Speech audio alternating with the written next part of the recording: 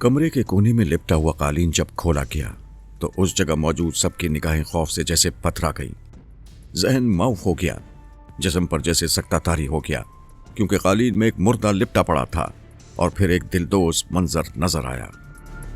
लफ्ज लफ्ज और सतर सतर खौफ और डर के शिकंजे में जकड़ी हुई अनोखी तहय्युर अंगेज कहानी। तरियाक। या अल्लाह, ये किस मुसीबत में मुब्तला कर दिया है तूने। शगुफ्ता बेगम ने सर पर हाथ मारकर कहा था। उनके मियाँ ने उन्हें पानी का गिलास थमाते हुए कहा, अपने आप पर काबू पाओ शगुफ्ता, अगर तुम भी हिम्मत हार जाओगी तो फिर बच्चों को कौन संभालेगा। शगुफ्ता बेगम ने शौहर के हाथ से गिलास लेकर एक ही घूंट में सारा पानी पी लिया। फिर उस गिलास में जग से थोड़ा सा पानी डालकर बेहोश बेटी के मुंह पर छींटे मारे। जरा ही देर बाद उसके बेहिस हरकत जिस्म में जरा सी हरकत हुई। इसके साथ ही उसके पपूटों में जरा सी जुम्बिश हुई और फिर उसने आंखें खोल दी। अपने सामने माँ का चेहरा देखकर खौफजदा आवाज में बोली, अम्मी, वो मुर्दा है या क्या। इस वक्त तो नहीं है, तो फिर आ जाएगा। अरे शाइस्ता बेटा, वो मुर्दा ही तो है। अब उसके वालिद शाहिद अली बोले, जिंदा आदमी कहीं मुर्दे से इस तरह डरता है। सर्दियां ठीक ठाक तरीके पर खत्म हो गईं और मौसम अच्छा खासा गर्म हो गया तो शगुफ्ता बेगम ने भी सोचा कि अब लिहाफों, कंबलों और दीगर गर्म कपड़ों को बड़े संदूक में बंद कर दें। हर साल ऐसा ही होता था। गर्मी शुरू होने पर गर्म कपड़े बंद, सर्दी शुरू होने पर निकाल लिए जाते थे। इस बार बड़े संदूक को जो खोला गया तो माँ बेटी दोनों की बेसाख्ता चीखें निकल गईं। उनकी चीखें सुनकर शाहिद अली दूसरे कमरे से भागते हुए आए। क्या हुआ? उन्होंने घबरा कर पूछा। बेटी तो जवाब देने के काबिल नहीं रही थी, क्योंकि वो अपने होश व हवास में नहीं थी। बीवी ने लंबी लंबी सांसें लेते हुए खुले हुए संदूक की तरफ इशारा किया। शाहिद अली ने लपक कर संदूक के अंदर देखा तो उन्हें भी झटका सा लगा। एक मुर्दा जिस्म उसके अंदर मौजूद था, लेकिन उसकी आंखें खुली हुई थीं, जैसे वो उन्हें देख रहा हो। संदूक के पास से हटकर बोले, तो ये ज़ाते शरीफ एक बार फिर तशरीफ ले आए।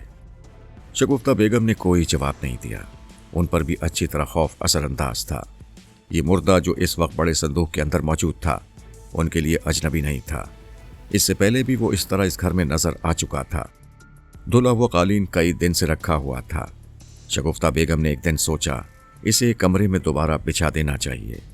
माँ बेटी ने मिलकर कालीन के रोल को खोला तो उसके अंदर से एक मुर्दा जिस्म बरामद हुआ। उसे देखकर दोनों माँ बेटी हवास बाख्ता हो गई थीं। या अल्लाह, ये कौन है, कहाँ से आया।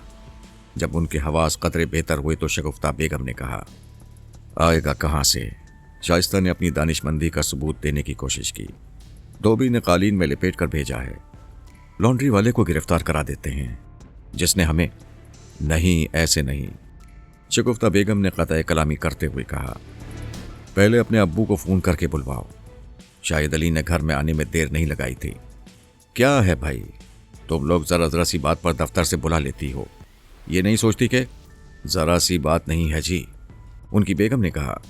इधर आइए और खुद फैसला कीजिए कि कितनी अहम बात है।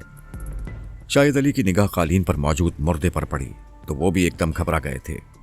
ये कौन है, कहाँ से आया है। कौन है ये तो हमें मालूम नहीं, अलबत्ता हम ये बता सकते हैं कि लॉन्ड्री से धुलकर आने वाले कालीन से बरामद हुआ है। अब्बू जी, ये लॉन्ड्री वाले की शरारत है, आप पुलिस बुलवाइए, इस सूरत हाल से आगाह कीजिए और लॉन्ड्री वाले को गिरफ्तार करा दें। शाहिद अली ने कोई जवाब नहीं दिया। वो ख्यालों में गुम थे। इस हाल में उन्हें देखकर बेगम ने टोका, आप क्या सोचने लगे। अरे भाई, अब उन्होंने फिक्रमंदाना अंदाज में कहा, ये मसला ऐसे नहीं बगैर सोचे समझे कोई कदम उठाया जाए। वो जरा रुके और फिर कालीन पर पड़े मुर्दे की तरफ देखकर बोले, पुलिस बुलाने पर मसला सुलझने के बजाय उलझ भी सकता है, हम मजीद परेशानियों में मुब्तला हो सकते हैं। ये कहकर वो एक बार फिर खामोश हो गए। फिर मुर्दे पर नजर डाली, उसके बाद गोया हुए। ये बात भी सोचने और गौर व फिक्र करने की है कि लॉन्ड्री वाले आखिर ऐसी कोई हरकत क्यों करेगा। जरा सोचो तो, 3-4 दिन पहले लॉन्ड्री से कालीन लाया गया था। अगर ये मुर्दा लॉन्ड्री से भेजा जाता तो इतने दिनों में तो। हाँ, ये बात तो हमने सोची ही नहीं।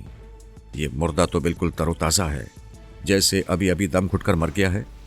ये बात पहले नहीं सोची तो अब सोचो, और ये भी सोचो पुलिस आएगी तो। मगर अब्बू, अब हम इस मुर्दे का क्या करें। ہاں یہ بات بھی قابل غور و فکر ہے، شاہد علی نے سوچتے ہوئے کہا۔ پھر بیگم کی طرف دیکھ کر بولے، بتاؤ تمہارا کیا خیال ہے اس بارے میں؟ مردے کو ٹھکانہ لگانے کے لیے ہمیں کیا کرنا چاہیے؟ میرا دماغ سوچنے سمجھنے کے قابل ہی کب رہا ہے کہ میں کوئی مشورہ دوں؟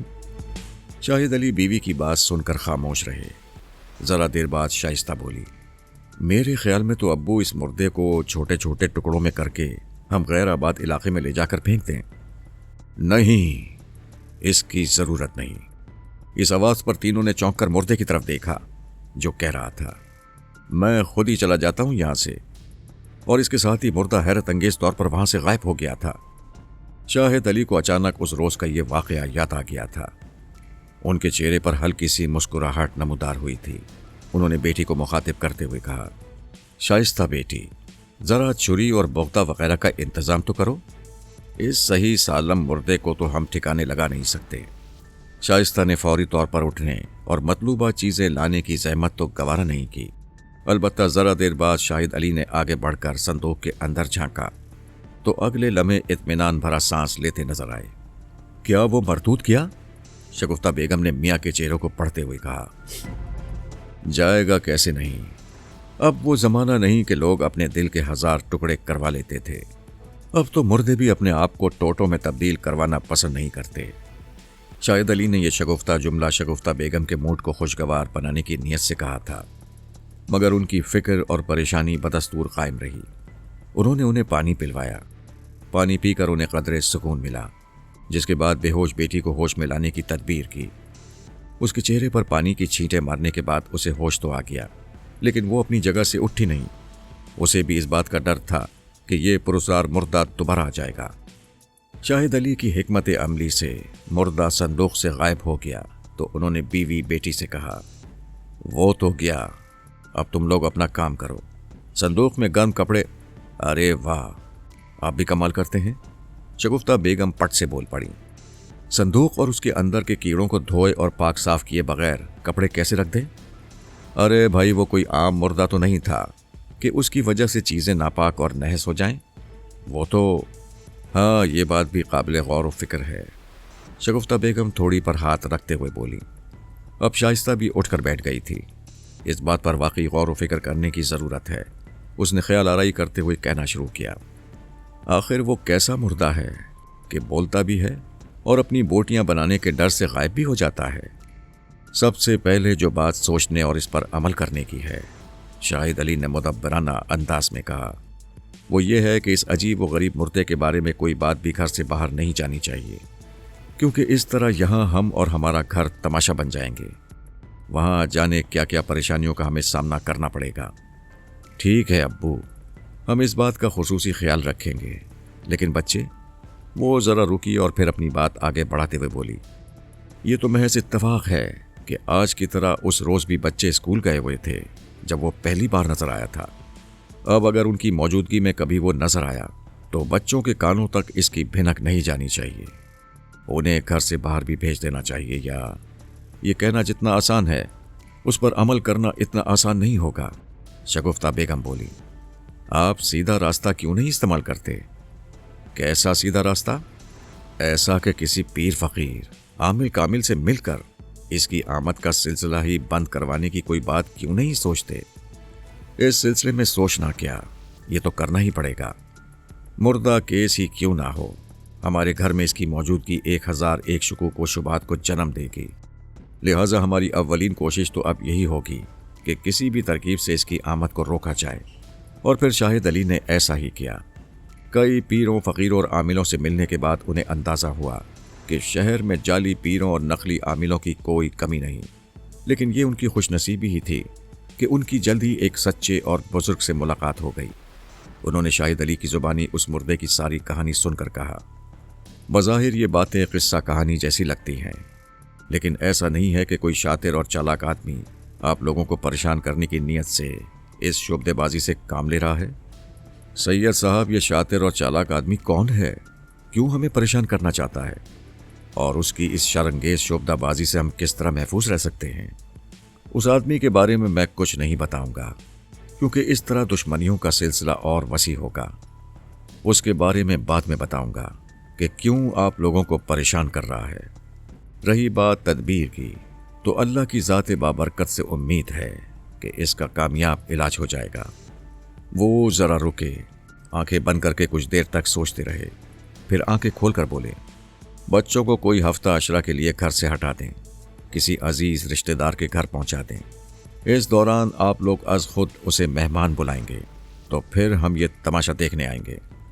شاہد علی نے گھبرا کر کہا، ہم خود اسے اس مردود کو اپنے گھر دعوت دے کر بلائیں گے، جبکہ آپ یہ بھی ارشاد فرما رہے ہیں کہ کوئی تماشا بھی ہوگا؟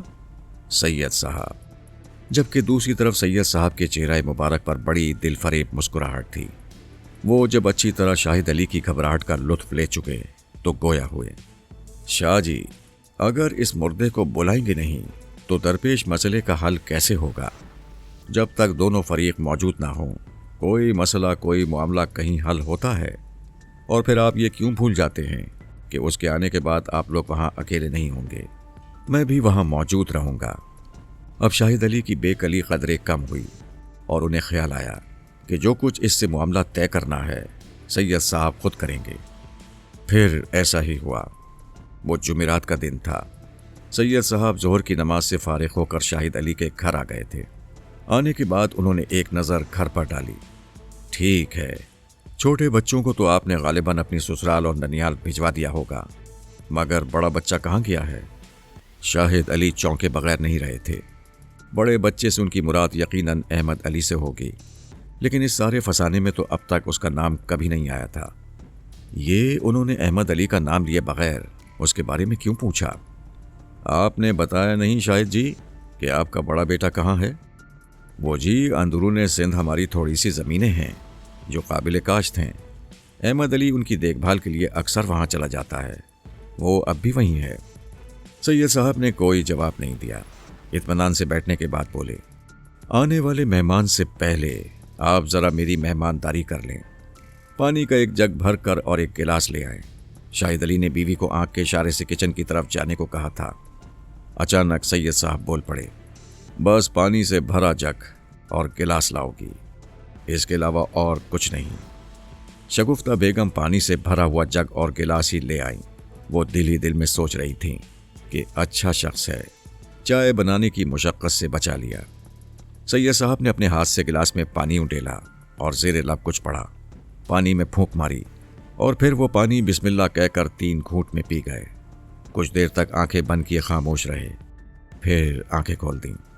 شاہد علی ان کی بیگم اور بیٹی کو دیکھ کر کہا، میری چند باتیں یاد رکھیے گا اور ان پر اسی طرح عمل کیجیے گا جس طرح میں کہوں۔ تینوں نے اپنے سروں کی جنبش سے یقین دلایا کہ ہم ایسا ہی کریں گے۔ جب وہ مردہ نمودار ہو جائے، سید صاحب نے اپنی بات آگے بڑھائی، تو میرے اشارے پر جس کو میں کہوں وہ گلاس کا پانی اٹھا کر اس مردے کے گرد اس طرح ڈالے کہ وہ اس حصار کے گرد گویا بند ہو جائے۔ تینوں نے پھر اس بات میں سر ہلا دیا۔ میرے اور اس کے درمیان جو مکالمے ہوں ان میں آپ میں سے کوئی بھی دخل اندازی نہ کرے جب تک میں نہ کہوں۔ ایک بار پھر تینوں کے سر ہلے اور انہوں نے اقرار کر لیا کہ وہ ایسا ہی کریں گے۔ اب یہاں ڈرائنگ روم سے باہر نکل کر مجھے کوئی ایسی صاف ستھری جگہ دکھائیے جہاں اس مردے کو بلایا جائے اور اس سے ملاقات کی جائے۔ شاہد علی نے بیوی اور بیٹی سے کچھ گھسر پسر کی، اس کے بعد انہیں بنگلے کے لان کی طرف لے گئے۔ یہاں خاصا بڑا صحن تھا، پختہ اور صاف ستھرا، اوپر سائبان۔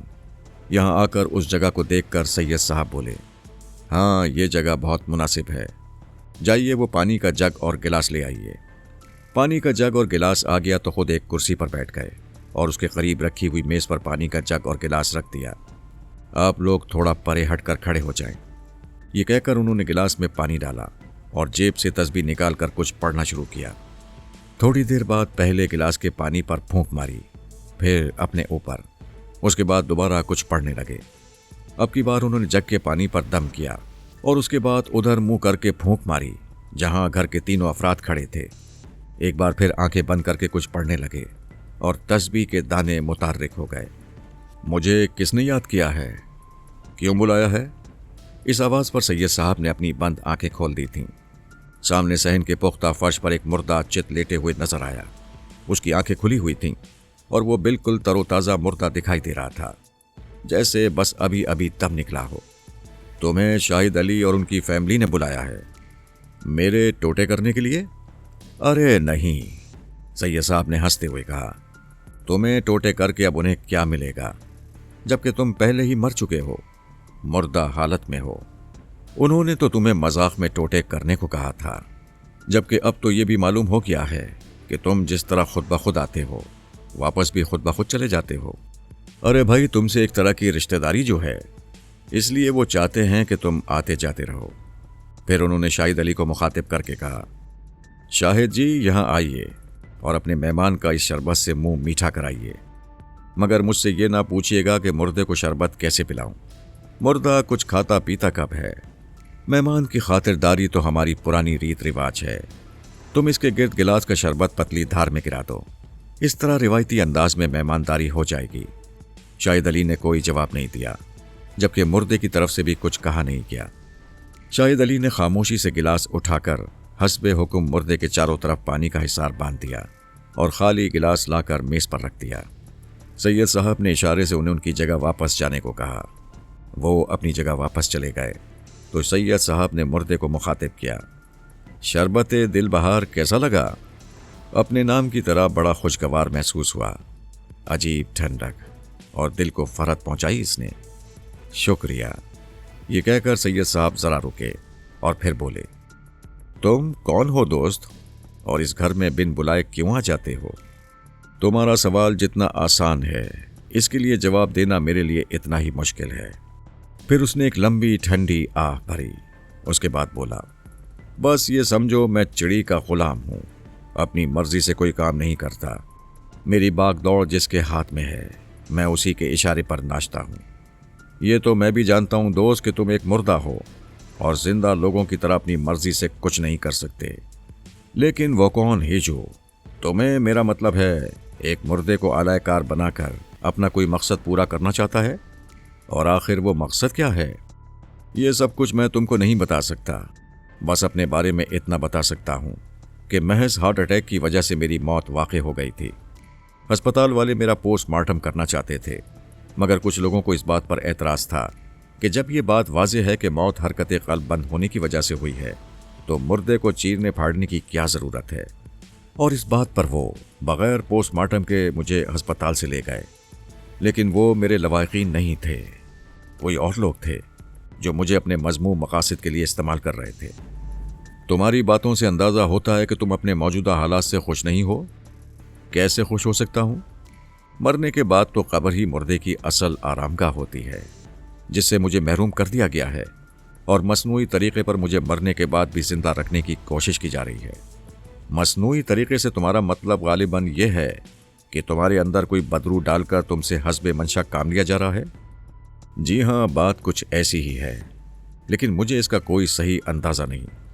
تمہارا اچانک رونما ہونا اور پھر ایک دم غائب ہو جانا بھی کچھ عجیب سی بات لگتی ہے۔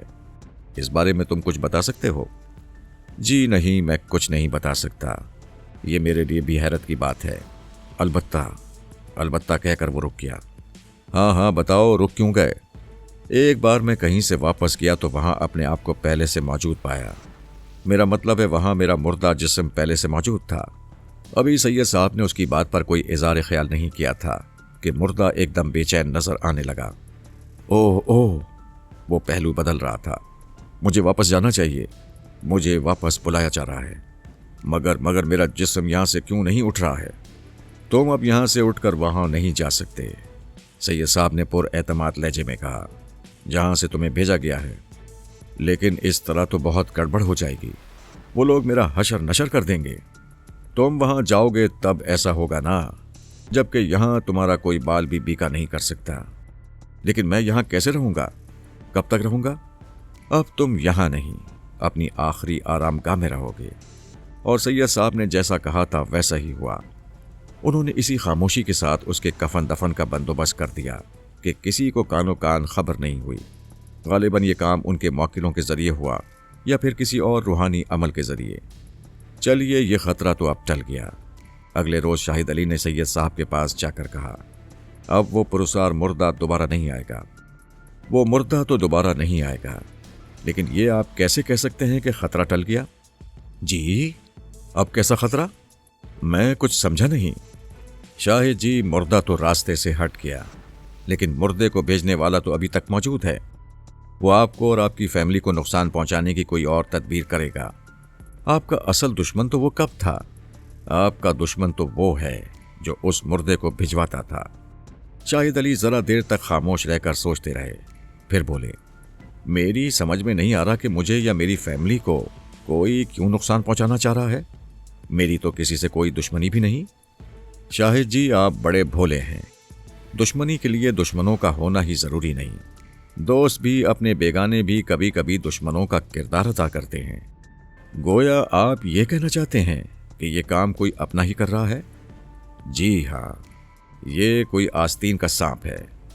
जहां आपने इतनी मेहरबानी की है, वहां मजीद करम नवाजी ये भी फरमा दीजिए कि उस आस्तीन के सांप का सर अजदा बनने से पहले कुचल दीजिए। सैयद साहब ने फौरन ही कोई जवाब नहीं दिया।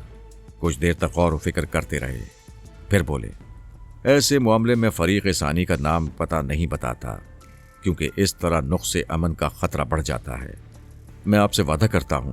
शाहिद अली झट बोले, उस दोस्तनुमा दुश्मन को मैं जवाबन कोई नुकसान नहीं पहुंचाऊंगा, बल्कि आप जैसा हुक्म फरमाएंगे उसके साथ वैसा ही सलूक रफा रखूंगा।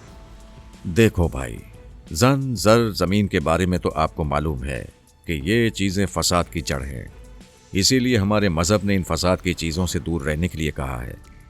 आपके साथ भी यही मसला है। आपने कहा था ना कि अंदरूनी सिंध आपकी थोड़ी सी जमीनें हैं। हकीकतन वो थोड़ी नहीं, बहुत है, और खेती बाड़ी के जरिए उससे बहुत माकूल आमदनी होती है।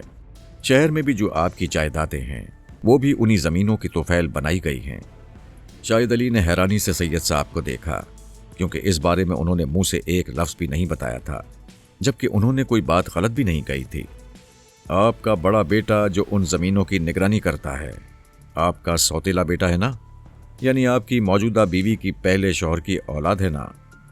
सैयद साहब ने यह पूछकर शाहिद अली की हैरानी और परेशानी में मजीद इजाफा कर दिया था, मगर साथ ही उन्हें यह सोचकर भी खुशी हुई थी कि अल्लाह का ये बंदा कोई मामूली शख्सियत नहीं। जी हाँ, आपकी सारी बातें 100% दुरुस्त हैं। उसकी नीयत अच्छी नहीं। वो आपकी सारी जायदाद और अमलाक पर बिला शिरकत गैर कब्जा करने के ख्वाब देख रहा है, और इस मकसद के लिए सब कुछ कर सकता है। उसने किसी सिफली अमल करने वाले का ताउन हासिल कर रखा है। मुर्दे के जरिए आपको और आपकी फैमिली को परेशान करना भी उसकी शरारतों की एक कड़ी है। उसने चंद बहुत ही बुरे लोगों से दोस्ती कर रखी है। उन्हीं के बहकाने और वरगलाने पर आपकी तमाम जायदादों पर कब्जा करने के ख्वाब देखने लगा है। शाहिद अली जरा देर तक तो बुत बने खड़े रहे, फिर गोया बेदारी की हालत में वापस आते हुए बोले, सैयद साहब, आप ही फरमाइए, उसके साथ ऐसा क्या सलूक किया जाए कि सांप भी मर जाए और लाठी भी सलामत रहे? सैयद साहब हूं कहकर गोया मुराकबे में चले गए। शाहिद अली उनके जवाब का इंतजार करते रहे। थोड़े तवक्कुफ के बाद उन्होंने आंखें खोली, शाहिद अली की तरफ देखा और मुस्कुराने लगे। शाहिद जी, आपने सुना होगा, लोहा लोहे को काटता है और जहर जहर का तरियाक बन जाता है। जी हाँ, सुना है। तो आपके उस बेटे का भी, क्या नाम है उसका? अहमद अली। अहमद अली का यही इलाज है कि उसकी शादी अपनी बहन की बेटी जमीला से कर दें। शाहिद अली इस तरह उछले थे जैसे उन्हें बिच्छू ने डंग मार दिया हो, और फिर उन्होंने कुछ बोलना चाहा तो सैयद साहब उनसे पहले कहने लगे, मुझे मालूम है कि वो हसीन तरीन लड़की है और हुस्न व शबाब का एक अनमोल पैकर है, और उसके लिए उसके वालिदैन किसी मोटी आसामी की तलाश में हैं। फिर वो मेरे ओबाश बेटे से अपनी बेटी क्यों ब्याहेंगे? आपके लिए ये इत्तला भी यकीनन चौंका देने वाली होगी। सैयद साहब ने शाहिद अली के सवाल को नज़रअंदाज करते हुए कहा, उस लड़के की दिली ख्वाहिश है कि वो उस अनमोल हीरे का मालिक बन जाए। उसने खुद उस लड़की से इस ख्वाहिश का इजहार किया था। उसने ये कहकर उसका दिल तोड़ दिया कि ये मुंह और मसूर की दाल, पहले कुछ बनकर तो दिखाओ, फिर अपनी दरख्वास्त भिजवाना। और अब जो आपकी पूरी दौलत हथियाना चाह रहा है, उसकी वजह उस लड़की का हुसूल भी है। जरा देर तक गोया सख्ते की हालत में रहने के बाद शाहिद अली ने फिक्रमंद लहजे में कहा, सैयद साहब, मैं अपनी बहन के घर अपने सौतेले बेटे के रिश्ते के लिए जाऊंगा तो क्या मेरी बहन मान जाएगी? बशर्तिए कि आप थोड़ी कुर्बानी देने पर रजामंद हों। कैसी कुर्बानी? अगर आप अपनी बहन से ये कहें कि मैं तुम्हारी बेटी और दामाद के नाम अपना दुबई का रेस्टोरेंट और लग्जरी फ्लैट लिख दूंगा। वो दोनों वहीं रहेंगे और अपना कारोबार करेंगे तो उनकी तरफ से इनकार के इम्कानात कम हो जाएंगे।